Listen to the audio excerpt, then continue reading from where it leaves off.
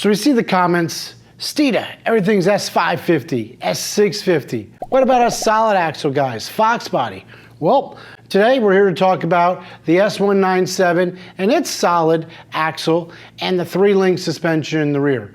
But more importantly, we're going to focus about these two components here and how it can help transform your S197.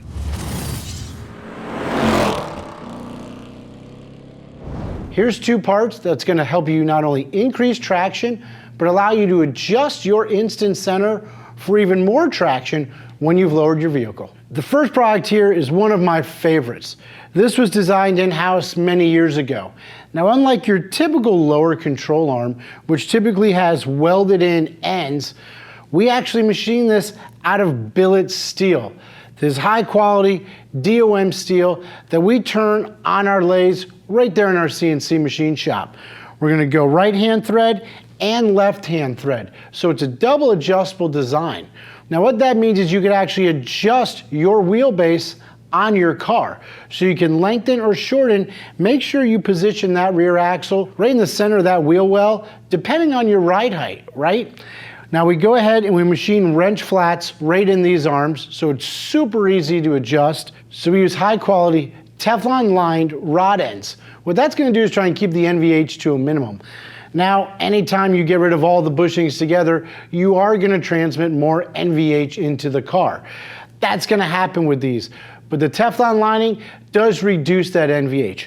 Also, we include high articulation spacers. Well, what does that mean? High articulation means the way we machine these spacers is actually going to allow for the most articulation of your rear suspension.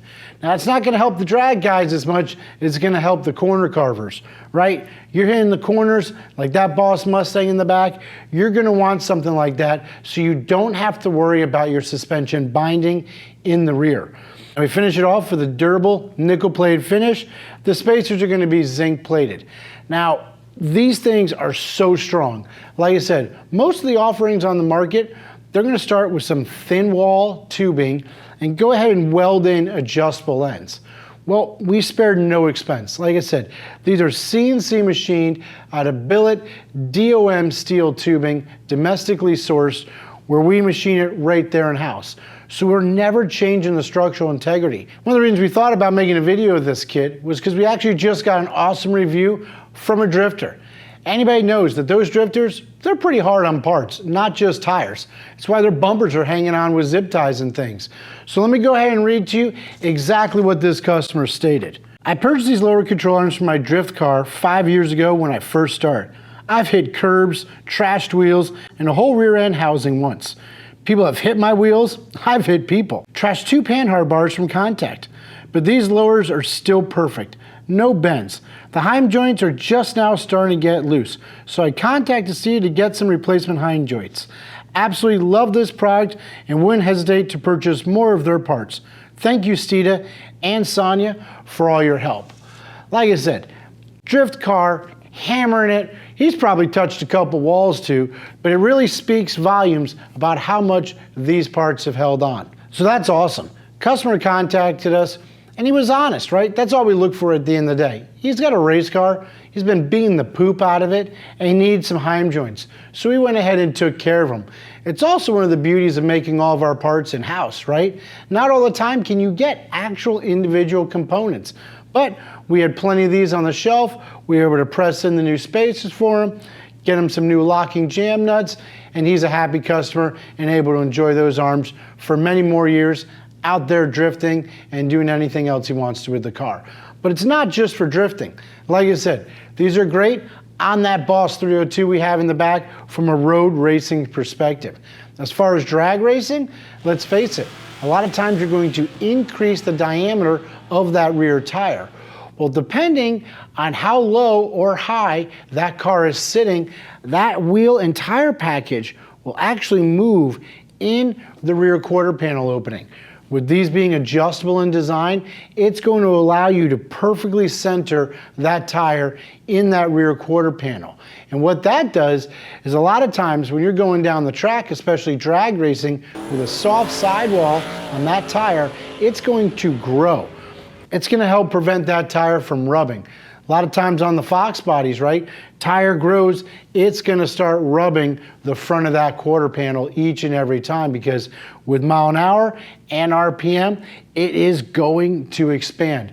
So this helps you prevent that. And with the rod ends, it's gonna make sure that there's zero deflection in these lower control arms to try to get you hooking up every single time. Now, speaking of traction, we've also got our Steeda relocation brackets here. Now, these have changed a little bit over the years.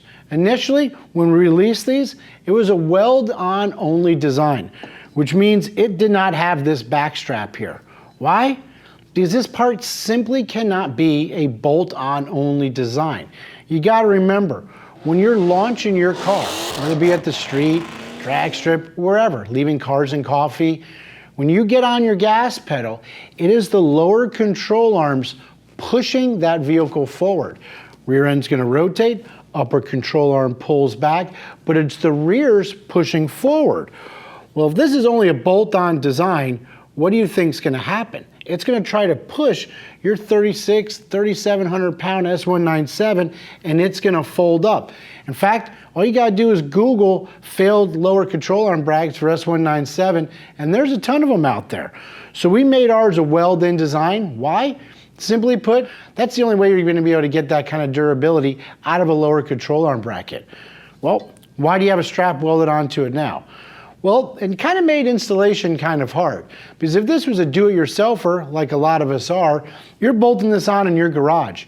But now you've got to take it to an alignment shop and have them make sure that now your wheelbase is squared before they go ahead and weld these on. Well, we took the guesswork out of it. We added these rear straps so that the do-it-yourselfers can actually bolt these on at home and drive confidently to an alignment shop, make sure that rear end is square in the car, and then go ahead and weld these up. That's gonna give you absolutely the most durability out of this part. But all this talking about it and why we've changed it, what does it actually do? A lot of times when you lower your car, right, you've got your upper control arm and you've got your lower control arm. When you lower the car, the chassis is gonna come down, right? Also with the lower, only in the front. You have a fixed position at your axle, right? You're not changing your wheel and tire size or your location point. So what that does is it actually moves your instant center very far forward. Well, what is instant center? Instant center is where your upper control arm and your lower control arm are going to intersect if they were to keep going forever. The problem with that is when your instant center goes too far forward, your car is going to be prone to trying to pop wheelies. Well, that might be cool, and I love wheelies and stuff like that. It doesn't promote the best traction. So what this does is allow you to drop the lower attachment point of your lower control arm. By doing so, you're going to bring your instant center back. And that's actually going to drive that rear tire into the ground, promoting traction. Now, we've got 4 different positions. The top one being stock and these others being lower, depending on where exactly you want to put the instant center on your S197. It's a great tool. Not only does it work in drag racing, but as you can see, it works in road racing as well. Why? Well, when they're pulling out of that corner and they're getting back on that gas pedal, they want to drive that tire into the ground. They want to have the most traction possible. But it's also great for us street car guys, because let's face it, one of the first things anybody does when they get a Mustang, they're going to lower it. Some like to slam it, some want a little bit lower, you know, it all depends. But when you're doing that, you're actually compromising your traction in the back of your S197. So there's a bracket that you can bolt on in your garage, take it to your alignment shop, get it welded up, and increase your traction absolutely instantly. It's a great product. We make it right here in-house. It comes with all necessary hardware. You're talking flange nuts and nylon locking nuts, heavy duty, grade 10.9 hardware, so you don't have to worry about a thing. Now, unfortunately, these don't work with your stock lower control arms. Why? It's because of all this material here on the backside. There just simply isn't enough clearance in the back of this bracket to allow for your factory lower. But if you're looking at a bracket like this, you should not have factory control arms on your car. I would suggest a set of our chromoly ones or a set of our billet lowers as well.